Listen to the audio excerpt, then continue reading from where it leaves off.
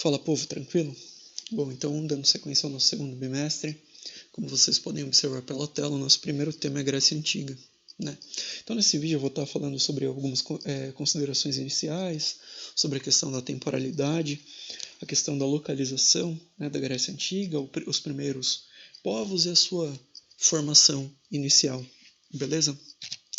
Então, iniciando aí o assunto, é preciso lembrar que o território grego foi palco, né, da formação dessa grandiosa civilização, admirada por todos aqueles que conviveram com eles naquela época e por nós, né? Então, por que estudar sobre a Grécia Antiga? Bom, então, é graças a eles que temos importantes áreas do conhecimento muito bem desenvolvidas, né? E aí nos compete ressaltar aí a importância da filosofia, né, com os gregos Platão, Sócrates e Aristóteles, a própria questão da disciplina de história, né, com os primeiros estudos propostos por Heródoto, a questão do desenvolvimento matemático, né, com Pitágoras, Arquimedes, Tales de Mileto, né, e tantos outros. No campo da política, né, temos a noção de democracia, né, prática já executada pelos gregos antigos, em especial em Atenas. No campo das religiões, nós temos aí incontáveis mitos, né? No campo cultural, o próprio teatro grego, né, com as peças de tragédia e de comédia, né? E no campo dos esportes, as Olimpíadas. Então, entre aspas, aí, de uma maneira bem irônica, só por isso devemos estudar sobre os gregos antigos. Né? Então, notem que foi pouca a contribuição que eles deixaram para a gente, né? Mas é preciso lembrar que o mundo grego antigo é bem diferente do país Grécia, né, que nós conhecemos atualmente. Então, os gregos eles estavam por várias regiões, né, da Península Balcânica. Né? Então, a noção de mundo grego estava intimamente ligada à questão cultural, como vocês estão vendo na tela. Né, como a questão da língua, da religião, dos costumes, então compartilhados por vários povos, e esses vários povos eles estavam aí espalhados por uma região muito grande. Né? Então, os gregos eles estavam por várias partes, e aonde estavam os gregos, ali estava a Grécia, tá certo? Com relação à linha temporal dessa civilização, notem que ela tem início, né, no século 20 a.C. e ela vai até mais ou menos o século 200, né, antes de Cristo. Então é um período muito grande e a gente não vai ficar destrinchando período a período, características por características. O que eu quero que vocês saibam é como se formou, quais eram, né, como eles se comportavam, né, como eles viviam, tá certo? Quais eram os povos que estavam por lá naquele momento. Com relação à localização geográfica, né, aonde estava a Grécia Antiga? Então, a Grécia Antiga ela se localizava ao sul da Península Balcânica, né? Então era um território bastante grande aí, ocupado por eles. Então notem que esse território enorme era banhado por dois mares, né? No caso o Mar Jônico e o Mar Egeu. Né? Essa região ela era recheada de inúmeras ilhas. Algumas dessas ilhas foram ocupadas, foram colonizadas pelos gregos, outras nem tanto, tá certo? É preciso lembrar que essa questão, essa ligação dos povos com o mar, ela define, inclusive, algumas características econômicas dessas cidades, né? Então, esse litoral aqui, extremamente recortado, né, vai ser recheado de portos, né? E a partir desses portos, desenvolvendo um sistema de navegação muito bem consolidado, os gregos eles vão estabelecer relações comerciais com vários povos, né? Egípcios, fenícios, persas, né? E é preciso deixar bem claro que, diferente dos egípcios, os gregos eles não tiveram a sorte de ocupar uma região fértil, né, como as margens do rio Nilo. Então, nessas regiões aqui, né, as maiores porções de terras ocupadas por eles eram terras montanhosas, Então a prática agrícola ela era bastante escassa porque as áreas férteis eram poucas, né? Então eram regiões muito acidentadas, né? Montanhas bastante íngremes, né? Solo bastante rochoso que dificultou aí a prática agrícola, tá certo? Então é um povo que vai se virar aí com as práticas comerciais, tá certo? Com a venda de artesanatos e de alguns produtos aí produzidos com mais sorte em larga escala. Sobre o povoamento, né, da Grécia Antiga, é preciso lembrar que num período de pré-história, os pelágios ocuparam a região, né, povos aí que chegaram ao final do Neolítico, né, que sabiam aí plantar algumas coisinhas aí, né, a história não consegue definir de onde eles vieram, né, mas foram povos aí que tiveram aí a sua importância por habitarem essa região num momento tão distante, né. E aí falando um pouquinho já com, com civilizações mais palpáveis, né, bastante estudadas, a gente tem a civilização cretense. Esta ocupou a maior ilha, né, daquela região, no caso, a ilha de Creta. Né? Então, a civilização cretense ela é importante porque ela representa o primeiro centro cultural dessa civilização. Então, é a civilização da ilha de Creta que vai dominar essa região, que vai influenciar culturalmente, né, toda essa parte aí do mundo grego.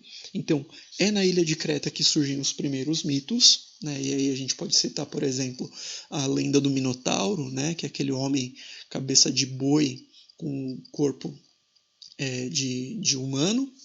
Né? Essa lenda, inclusive, ela é cheia de simbolismo e ela explica muito bem essa civilização cretense. Esses povos da ilha de Creta, eles tinham um comércio muito bem desenvolvido, né? São eles aí os primeiros povos gregos a estabelecerem relações comerciais com outras civilizações e tendo inclusive, né, é importante de lembrar, contato com os egípcios, tá certo? E eles também construíram aí inúmeros palácios, né? E aí a gente pode citar também o Palácio de Knossos, né? Para quem tiver curiosidade aí, só jogar no Google, né? Esse nome que eu acabei de dizer, e aí vocês têm noção dos monumentos criados por eles, né? Em 200 antes de Cristo, aliás, em 200 não, em 2000, desculpa, antes de Cristo, as coisas começam a mudar porque outros povos indo-europeus chegam à região. E aí a gente pode citar aqueus, eólios e jônios. Nesse primeiro momento, é preciso lembrar que o povo aqueu ele vai dominar essa ilha de Creta. Né? Então eles vão fundar a cidade de Micenas. Essa cidade ela vai crescer, e eles vão dominar a sociedade cretense mais ou menos aí em 1450. Né, quando essa sociedade ela entra em crise e ela é dominada, ela assiste inúmeras revoltas, inúmeras invasões de povos estrangeiros, ok? Mas é importante lembrar que o povo aqueu ele preservou, né, a cultura cretense. Então a questão da arquitetura, dos palácios foi preservada, a arte também foi preservada e a escrita também, tá certo?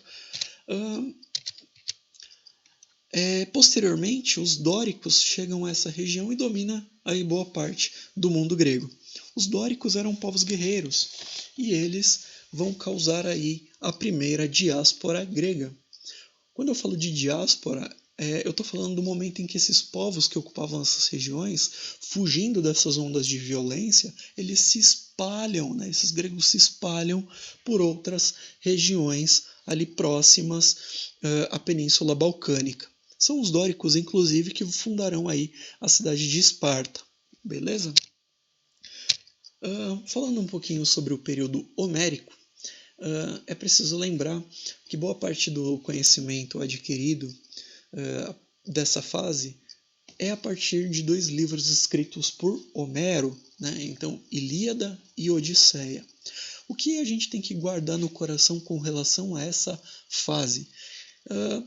Então, após o declínio aí da civilização cretense, vão se formar aí os primeiros genos, né? Então eram unidades sociais básicas, pequenos grupos humanos, onde as pessoas estavam ligadas por laços de parentesco, né? Então eram pequenos clãs. Esses clãs tinham como liderança geralmente o homem mais velho, o mais experiente, e esse era chamado de paterfamília. O que é preciso saber com bastante propriedade sobre esse período aí? Durante a formação dos genos, né, durante o momento em que os gregos estiveram organizados dessa forma, houve uma imensa prosperidade entre os gregos. Então, tudo era coletivo. Então, a terra era coletiva, os instrumentos de trabalho eram de todos, né? E tudo que era produzido era dividido de forma igualitária. Não havia distinção social, né? Havia liderança, havia alguém que conduzia esse grupo, mas não havia distinção social, não havia ricos e pobres, tá certo? Quando as coisas vão começar a mudar para os gregos, né? Quando esses genos eles vão entrar em crise. Então, quando eu falei sobre as questões geográficas, eu deixei bastante claro que as terras férteis elas eram limitadas, né? Então, dadas as prosperidades, a população grega ela cresceu bastante, né? Se a população cresce, mais bocas precisam ser alimentadas. Se as terras férteis são limitadas, vai haver uma redução de produtividade. Isso vai motivar, né, ao fim da propriedade coletiva. Ou seja, agora esses genos eles vão entrar em crise porque vai haver aí a criação de propriedade privada. Né? Então, se tem propriedade privada, tem classe social. Se tem classe social, tem famílias ricas, poderosas, essas que vão dominar a região, as melhores terras, e do outro lado a gente tem aí famílias mais pobres. Então, é graças a essa crise dos genos que vão surgir aí as cidades-estados, né? As polis gregas. Então, é nesse momento que vai se formar aí a cidade de Atenas, a cidade de Esparta. Então, esses genos eles vão estabelecer relações comerciais com outros genos e aí darão aí início às cidades-estados. Por fim, a fome, né, provocadas aí por pouca quantidade de alimentos, né, ou pelo monopólio dessas famílias ricas aí com relação ao que era produzido, é que vai levar aos gregos a buscarem outros locais, vai levar a uma segunda diáspora grega. Então os gregos, mais uma vez, vão se espalhar pelas regiões do mar Mediterrâneo, né, pelo norte da África, pelo sul da Itália, né, pelo sul da Península Ibérica e até o sul da França. Então os gregos, mais uma vez, eles vão se espalhar por outras regiões, né, buscando uma nova oportunidade de vida, né, buscando melhores condições de vida, né, buscando uma questão de sobrevivência. Resumindo, essas comunidades gentílicas, né, elas vão se tornar centros de renda, né, dos proprietários rurais e dos lavradores. Esses vão monopolizar a questão dos alimentos. Essas terras mais férteis, então, e esses alimentos vão ficar nas mãos das famílias mais ricas, né? Essas vão começar a tomar as terras dos camponeses e esses camponeses vão começar a contrair bastante dívidas, né? Então, tornando então escravos, né? O que vai levar aí a essa segunda diáspora, como eu já falei. Então, cada comunidade, né, e os campos ao seu redor vão se transformar em uma cidade-estado, né? E aí cada cidade-estado vai ser diferente uma da outra, tá certo? Então vão surgir inúmeras cidades-estados. Então, como eu já falei, né, Atenas, Esparta, Corinto, Tebas. Então, e cada uma vai ter uma característica. Beleza? Então era esse o conteúdo que eu gostaria de falar com vocês nessa aula. Espero que a explicação tenha sido clara. Eu vou ficando por aqui e até a próxima videoaula. Fiquem bem.